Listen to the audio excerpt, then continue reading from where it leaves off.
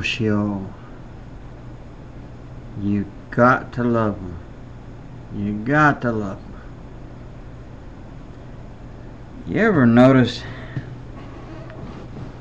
about us people? Every single one of us, we got our funny quirks. Some are very in a good way, and some just absolutely just silly, outright silly way. But excuse me just a second here. Okay, where am I getting at? Okay, now let's take people from the East Coast, like those, especially like if you're talking about right, say Philadelphia, New York, or Boston, or New Hampshire, and you just gotta love their accents and stuff, you know. And when you get one of them that's turned street preacher or witness or anything, just their accent just sound like they're real serious. I mean, like, hey, you better get serious, you know. Hey, you, come here. You know Jesus. You need to get to know him, you know. I mean, and they have such a good spirit and everything, you know. And now Southerners, you know, people raised them down south. Well, actually, I was raised out west. Well, born in out west, partially raised out west, but spent most of my life being raised up out here in the south. But anyway, around here, you know, they got a better solution. If you see someone who's got a gun in their hand, you better run or get to the altar. No, I'm just picking on you. I'm just picking on you. But a lot of the, you know, Southerners, though, sometimes they got such a way, you know, they can either just like the people on the East Coast.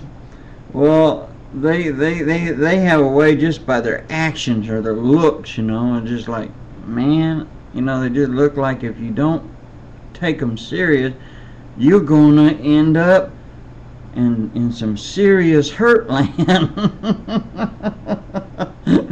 You know. But the thing is, you know, of course humor does us all a little good. I just wanted to be a little humorous, and but also say a little something, a little tiny little message here. You know, really though, you gotta love them. I mean, all the people, you know, with all our quirks and things, you know, that loves the Lord, you know. Sometimes we don't always succeed in doing it with wisdom, but we want to see that soul saved, you know, and then sometimes we end up scaring people away, and we shouldn't. So we always need to ask the Lord to give us wisdom when we're trying to reach the lost.